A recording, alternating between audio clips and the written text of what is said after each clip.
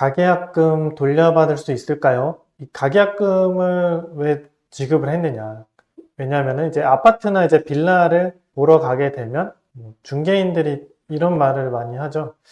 이 집 그 전에도 며칠 전에도 누가 보고 갔습니다. 그래서 이 집 계약하시려면은 미리 가계약금 걸어놓는 게 어떨까요? 그런데 그 매수인의 입장에서 봐도 그 집이 정말 괜찮아 보이는 겁니다. 그래서 전망도 좋아 보이고 위치도 좋고 그래서 계약을 지금 가계약금을 안 걸면 집을 못 사는 거 아니야? 이런 생각이 드는 거죠. 그래서 그 중개인의 말에 따라서 가계약금을 주자.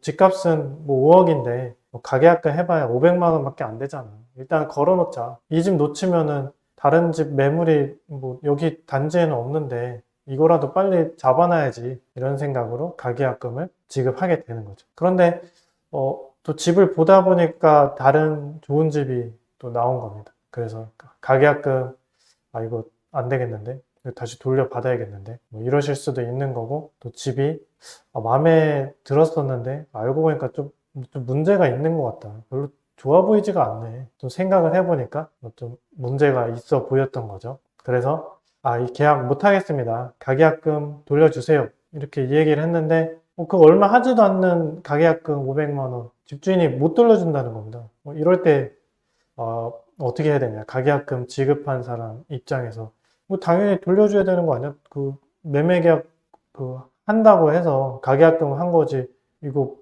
계약 안 하게 됐으니까 그럼 당연히 돌려줘야 되는 거 아니야? 집주인이 이거 너무 괘씸하다 이렇게 생각을 하시는 거죠. 그런데 일단 이게 법적으로 좀 한번 생각을 해보셔야 되는 부분이 있는 거거든요. 이게 쉬운 문제 같아 보이지만 금액이 작다고 해서 쉬운 문제는 아닐 수가 있습니다.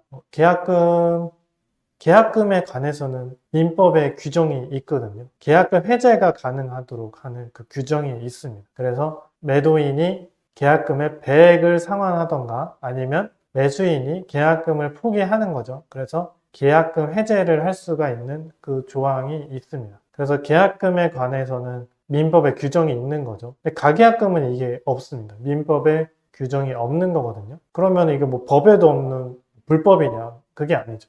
민법에 없으면은 이거는 이제 당사자 간의 약정에 따라서 지급이 된 걸로 보는 거죠. 가계약금은 관행 또는 이제 당사자 간의 약정에 따라서 지급이 되는 거기 때문에 이 가계약금을 반환할 때도 그럼 당사자 간의 약정을 해서 돈을 준 거니까 반환할 때도 당사자 간의 약정에 따라서 반환을 어떻게 하느냐가 정해진다고 할 수 있겠죠. 어떤 가계약금에 관한 일반적인 규정이 없어서 그런 겁니다.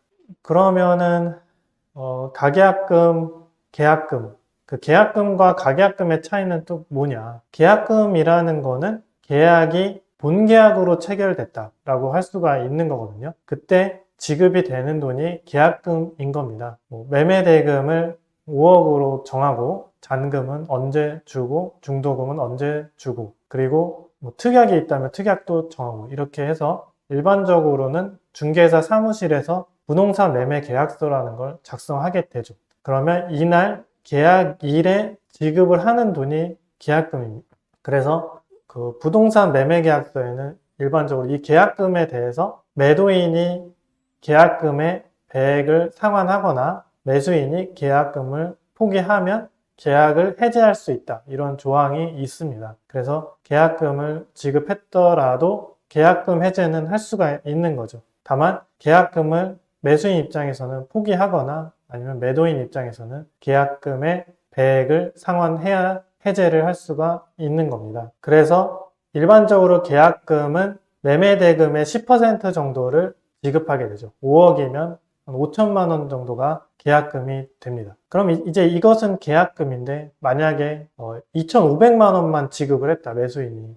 그래도 매도인이 일단 계약금은 5천만 원이지만 2,500만 원만 받고도 일단 기다려 주겠다, 이렇게 할 수도 있는 거거든요. 그러면 이 2,500만 원이 가계약금이냐? 이건 아닙니다. 계약금이라는 거는 본계약이 체결되고 나서는 그 5천만 원 정해진 계약금이 계약서상의 계약금이 계약금인 거고, 그 중에서 일부만 지급했다는 거는 뭐 채무 불이행은 될 수 있어도 그게 가계약금이 되는 건 아니거든요. 그러니까 법적 성격이 계약금과 가계약금은 전혀 다른 겁니다.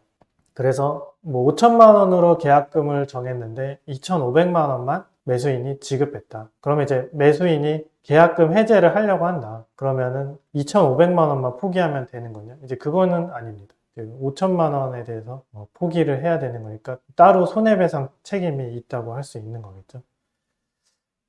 그런데 이제 가계약금은 본계약과는 다르게 또 계약의 구체적인 내용이 정해진 그 본계약을 체결하기 전에 지급되는 돈이 이제 가계약금인 거거든요. 그러니까 이 집이 너무 좋아서 임시로 잡아두기 위해서 돈을 주는 게 이제 가계약금이잖아요. 근데 이제 이렇게 임시로 잡아놓을 때는 잔금을 뭐 언제 줄 건지, 중도금을 얼마 줄 건지, 그 매매 대금을 얼마로 할 건지 뭐 그런 거를 자세하게 정해놓지는 않잖아요. 그러니까 요 단계에서 가계약금을 지급을 하는 거기 때문에 어쨌든 본계약 체결 이전에 지급되는 돈이어야 한다. 가계약금은. 그래서 이러한 단계에서 지급된 가계약금을 이제 매매 계약을 안 하게 됐다.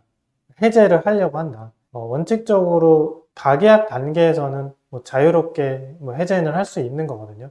본계약이 체결되고 나서는 그 본계약을 파기하는데도 일정한 사유가 있어야 되고 마음대로 파기하기는 어려울 수가 있습니다. 근데 가계약은 본계약은 아니기 때문에 뭐 파기하는 것 자체는 쉽게 되는 거죠. 그런데 이제 이미 지급한 가계약금을 돌려받는다. 그런데 가계약금의 성질이라는 것이 그 부동산의 매매계약 체결을 목적으로 지급이 된 거잖아요. 근데 매매계약 체결 자체가 해지로 인해서 무산되었다. 그러면 그 목적이 소멸했으니까 가계약금도 돌려줘야겠죠. 돌려주지 않으면 부당이득이 되겠죠. 본계약 체결을 목적으로 아니면 부동산 매매를 목적으로 가계약금이 지급된 것이기 때문에 그런 목적 자체가 사라지면 가계약금은 원칙적으로 매수인에게 다시 반환이 되어야겠죠.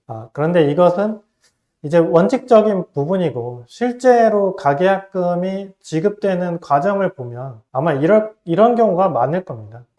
아까 부동산 중개인이 가계약금 먼저 걸어두세요 라고 이제 이야기를 한다고 했잖아요. 그래서 이제 가계약금을 지급하게 되는 거니까 그러면은 그 가계약금을 뭐 아무데나 걸 수는 없잖아요. 그 통장도 받아야 되고 매도인한테 그 계좌번호도 받아야 되잖아요. 근데 계좌번호를 그 중개사분이 받아서 문자로 알려주겠죠. 근데 이제 그 문자를 이렇게 보내는데 계좌번호도 보내지만 뭔가 이제 가계약서라고 해서 뭐 문자를 또 보내는 경우가 많습니다. 거기를 보면 뭐 가계약금은 얼마로 하고 뭐 이런 내용들이 들어가 있거든요. 그 내용을 자세히 보시면 특약으로 뭐 이런 규정이 있을 수 있거든요.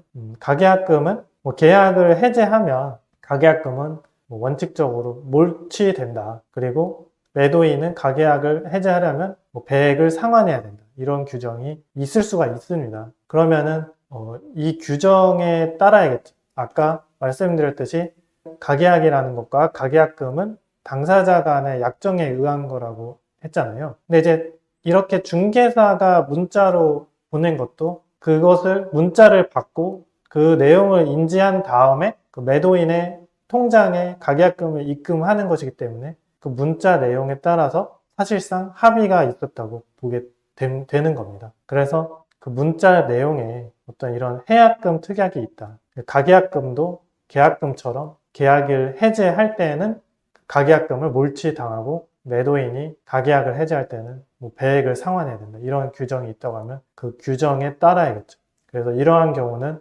가계약금을 돌려받을 수는 없다. 가계약금 일반적으로 계약금이 매매 대금의 10%면 가계약금은 그 계약금의 10% 정도거든요. 그러니까 전체 부동산 매매 대금이 한 1% 정도 되는 금액이죠. 그래서 전체 뭐 아파트가 5억 원이다 그러면 가계약금은 한 500만 원 정도가 되는 경우가 일반적입니다. 그래서 이게 부동산을 정말 살려고 할 때는 큰 돈처럼 보이진 않는데 막상 이 계약을 안 하게 되면 500만 원도 사실 작은 돈은 아니잖아요. 그래서 이거를 돌려받으려고 하는데 집주인이 안 돌려준다. 이럴 때는 그 중개사가 보낸 어떤 문자 메시지나 뭐 당사자 간에 뭐 특약이 있는지 어떤 합의가 된 것이 있는지 가계약금에 관해서 그런 것들을 좀 꼼꼼하게 봐야겠죠. 그래서 어떤 반환 청구를 뭐 정식적인 소송을 통해서 하려고 한다. 금액은 작지만 그럴 때는 이러한 당사자 간의 합의 내용이 무엇이었느냐, 가계약금에 대해서 그래서 이런 부분을 사전에 확인하고 뭐 법적인 조치를 해야 된다고 할 수 있습니다. 지금까지 가계약금에 대해서 말씀드려 봤는데요. 이러한 상황에 처하신 분이라면 궁금하신 게 많을 수 있거든요. 그래서 그러한 부분들을 뭐 댓글로 남겨주신다면 뭐 성실하게 답변해 드리도록 하겠습니다. 지금까지 김영원 변호사였습니다.